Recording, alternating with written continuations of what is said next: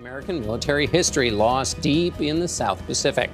Yesterday, we showed you how the team went looking for the wreck of the USS Hornet. The Japanese sank the aircraft carrier in October of 1942. The USS Hornet vanished in 1942, and for more than 70 years, her fate remained one of the ocean's greatest mysteries. Many believed she was gone forever, swallowed whole by the vast Pacific. But technology has a way of resurrecting ghosts. When an underwater drone dove deep into the abyss, its cameras caught something unimaginable. History itself seemed to awaken, and what they found left even seasoned historians stunned, afraid to look closer. Could this sunken ghost ship still hold stories yet untold? What the cameras revealed only makes sense once you know the Hornet's past. She wasn't just another lost vessel, she was a legend, and even her wreck carries the echoes of her glory. Let's go back to where it all began. The legend that disappeared. The story of the USS Hornet didn't start quietly. Though her name first appeared in Navy records without fanfare, her destiny was anything but ordinary. Launched from the Newport News shipyards in Virginia in December 1940, she officially entered service by October the following year, designated CV-8, the newest of the Yorktown-class aircraft carriers. She shared her design with the Yorktown and Enterprise, sleek, powerful and fast, built to carry an air wing capable of turning the tide of battle. Few realized just how soon she would be tested. Only months after America entered World War II, Hornet was chosen for a mission that sounded impossible. In April 1942, she was tasked with bringing American bombers close enough to strike Tokyo itself. Launching heavy Army B-25 bombers from a carrier deck was unthinkable. Fuel tanks were stretched to the limit, every ounce of weight carefully balanced, and the crews were told their chances of returning alive were slim. Yet, on the morning of April 18th, 16 bombers thundered off Hornet's deck into history. It became known as the Doolittle Raid. While the physical damage to Japan was small, the psychological impact was massive. For the first time, Japan's home islands were under attack, and for the first time since Pearl Harbor, America felt hope again. But that was only the beginning. By June 1942, the Hornet joined the Enterprise and Yorktown at the Battle of Midway, one of the most decisive naval battles ever fought. Her air groups launched wave after wave into combat, striking back against Japan's might. The battle that changed everything. Hornet's aircraft helped cripple 4 of Japan's mighty carriers, Akagi, Kaga, Soryu, and later Hiryu. Her planes also struck the cruiser Mikuma as the Japanese fleet retreated. At Midway, Japan's unstoppable momentum finally shattered. The balance of power in the Pacific shifted, and the United States gained the upper hand. For the Hornet, it was another victory in a growing list of achievements. But triumph in war always comes with a heavy price, and that price was waiting just beyond the horizon. Into the fire. The Hornet pressed on toward the Solomon Islands, where the brutal fight for Guadalcanal raged day and night. For weeks, she was the only American carrier left in the region. Her pilots flew endless missions against Japanese ships and aircraft, returning to a deck scorched and battered. Every takeoff and landing reminded the crew that they were the last line of defense, the only barrier between the enemy and America's fragile foothold in the islands. The Hornet had become the workhorse of the Pacific War, but even legends run out of luck. The final battle that moment came in October 1942, at the Battle of the Santa Cruz Islands. Japanese dive bombers and torpedo planes swarmed the Hornet, striking relentlessly. She took hit after hit until flames engulfed her decks and her engines failed. The crew fought desperately to save her, but the damage was beyond repair. The order came to abandon ship. American destroyers tried to scuttle her with torpedoes, yet the Hornet refused to sink. It wasn't until the next day, when Japanese destroyers arrived and fired their final salvos, that the great ship finally slipped beneath the waves. Her service had lasted only 16 months, but in that short time, she launched one of history's boldest raids, helped win Midway, and fought until she could fight no more. The Hornet earned 4 battle stars and became the last American fleet carrier ever sunk by enemy fire. That record alone secured her place in history, but what she left behind was far greater, a legacy that refused to die. The search for the lost carrier. Knowing a ship is out there is one thing. Finding her in the endless, unpredictable Pacific is another. For decades, the Hornet existed only in memories, books, and faded photographs. Everyone knew where she vanished, somewhere in the vast Pacific, but no one knew exactly where. No diver had reached her. No submersible had come close. For over 70 years, the ocean kept her secret, silent, unyielding, unwilling to give her back. Many believed the Hornet was lost forever. Then came a new generation of explorers, not treasure hunters, but historians and engineers driven by one goal: to give history a voice again. Leading the mission was Paul Allen's team at Vulcan Inc., the same group that had discovered other legendary wrecks from World War II. Their research vessel, the Petrel, wasn't built for luxury. It was built for discovery, for pulling forgotten stories out of the deep. Somewhere out there, they believed, the Hornet was waiting, and so their search began, not at sea, but on land. The search for the Hornet, piecing together the past. The search began not in the ocean, but in the archives. The team pored over old Navy records, digging through logbooks, after-action reports, and survivor testimonies. Every detail mattered. 9 different warships had reported seeing the Hornet in her final hours, and each left behind coordinates, bearings, radar notes, and rough battle sketches. When they laid all of those fragments side by side, it looked like a tangled web of numbers and conflicting clues. Somewhere inside that chaos lay the truth. For months, the researchers compared every log to the next, correcting small errors, accounting for drift, compass variations, and the confusion of combat. Slowly, they built detailed maps showing the possible locations where the Hornet might have gone down, probability zones based on ocean currents, drift paths, and eyewitness reports. It was part science, part instinct, and one wrong assumption could send the entire mission back to the beginning. No one could afford to be wrong. Technology takes over. Once the maps were ready, it was time for technology to take the lead.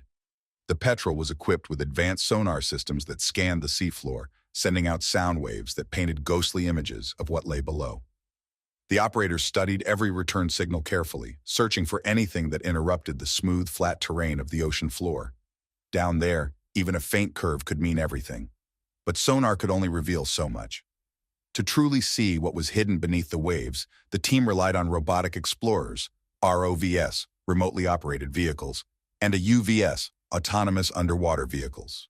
These machines were built to survive the impossible, the kind of pressure that would crush steel like paper. Armed with high-resolution cameras, sonar, and sensors, they could navigate through pitch-black water with perfect precision. Using acoustic positioning and motion tracking, they swept across the chosen search zones inch by inch. At depths beyond 17,000 feet, the pressure is deadly, enough to destroy anything not perfectly sealed. The currents were unpredictable, and one small malfunction could mean losing not just the target, but the entire vehicle. The team came prepared, with backup systems, redundancies, and expert pilots. Every move had to be flawless. A shape in the deep. Then, during one of the first major dives, something appeared. The sonar showed a shape, faint at first, but unmistakable. It was far too large, too structured to be a natural formation. The readings revealed a long, flat surface and sharp rising angles, dimensions that could belong only to a warship. Could it really be the Hornet after all these years? Or was it just another relic lost to time? Excitement filled the control room, but the team knew better than to celebrate too soon. They needed proof, hard evidence. The ROV made several slow passes over the site, filming from every angle. At first, the footage was dark and murky, clouded by silt and decades of decay. But as the cameras adjusted, outlines began to emerge. They searched for unmistakable signs, gun mounts, catapult tracks, and the shattered remains of the island where the bridge once stood. Bit by bit, the evidence began to align. The team compared each image with the original blueprints of the Hornet, matching details like the curve of the bow, the placement of anti-aircraft guns, and the distinct cut of the flight deck. Each match brought them closer to the truth, another piece of the puzzle falling into place. And then came the detail they had all been waiting for. If the cameras could capture the number 8 still visible on the hull, that would be undeniable proof. The discovery. When the past awoke. Almost immediately, the team prepared to dive deeper, to capture clearer footage of the wreck that had rested undisturbed at the bottom of the Pacific for more than 70 years. This was the moment when the search ended and discovery truly began. What shocked everyone? The artifacts. As the explorers guided their cameras across the deck, the sight that appeared next made everyone fall silent. A 5-inch gun turret still stood tall, its barrel pointing upward, as if waiting for an order that would never come. It hadn't toppled or sunk into the silt.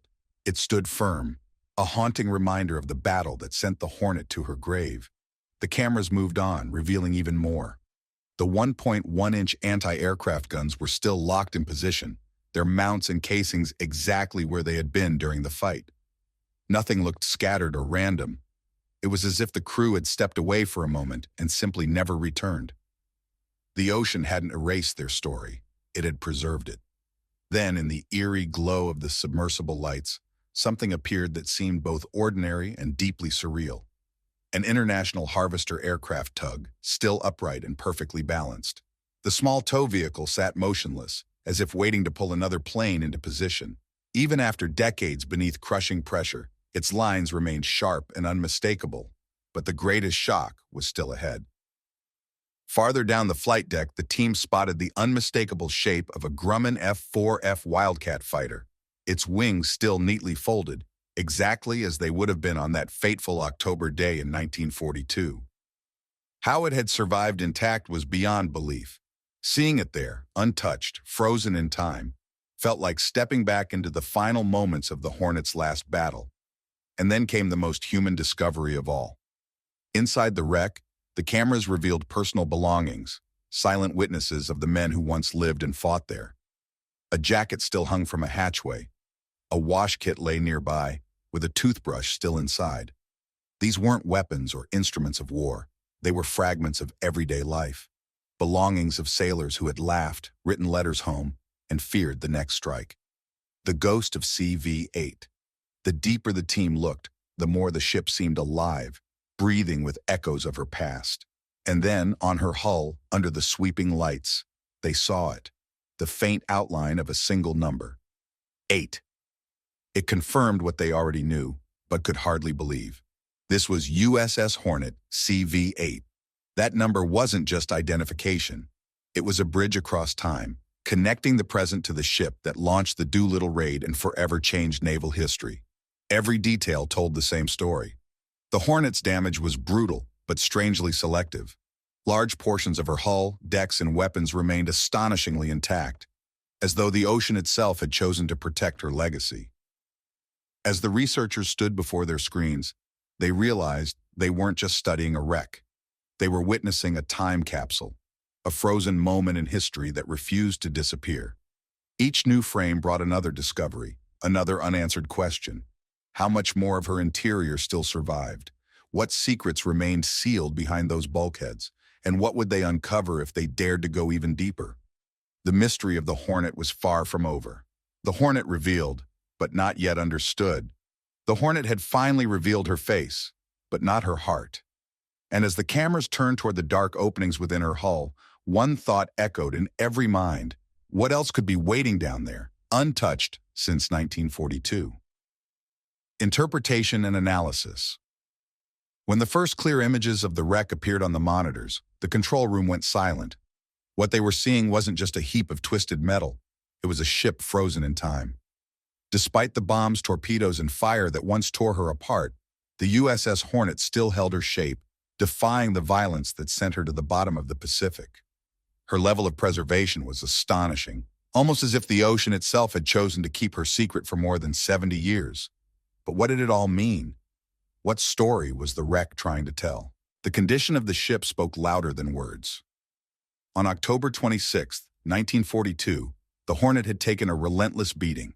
3 bombs, 2 torpedoes, and multiple dive bombing runs that turned her flight deck into a storm of fire and smoke.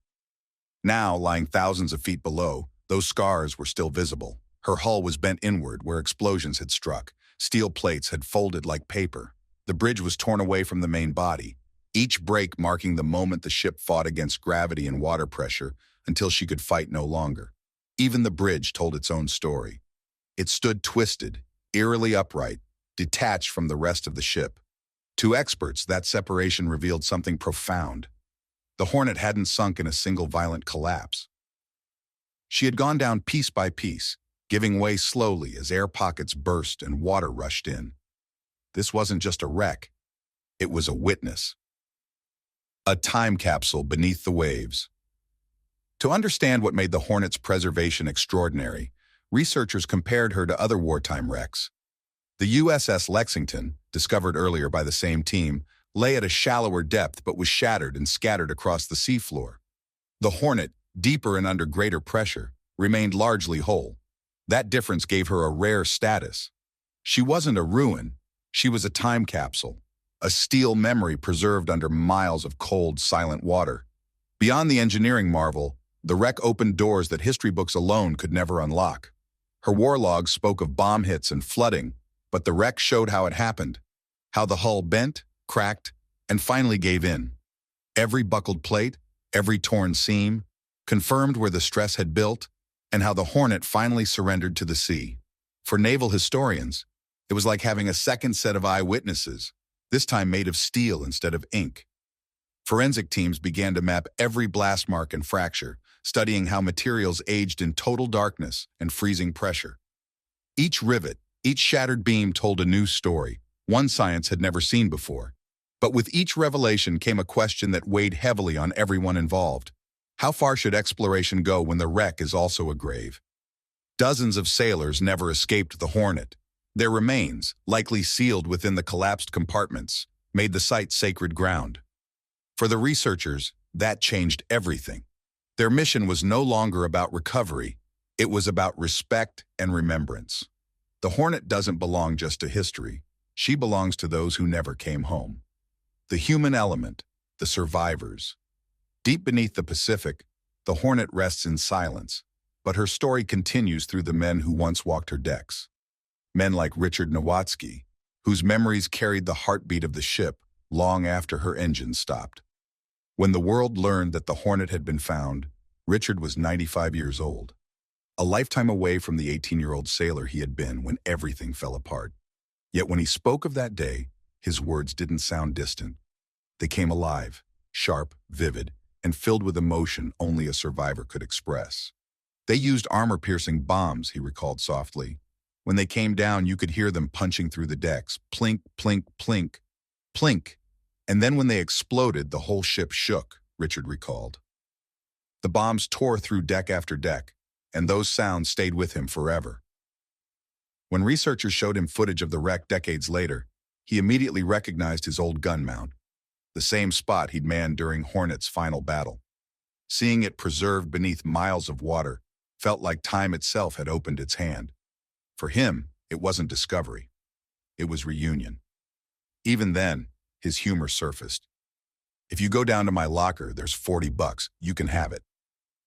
His joke lightened the moment, but behind it lay the quiet truth that the Hornet's story was one of sacrifice. Around 140 men never made it home. The ship may rest in silence, but it remains their grave, a place where courage and tragedy meet. For survivors and families, the wreck's discovery brought long-awaited closure. The Hornet, once lost, now had a resting place. To the Navy, she stands as a symbol of grit, the same ship that launched the daring Doolittle Raid. To historians, she's a time capsule preserving both machinery and memory.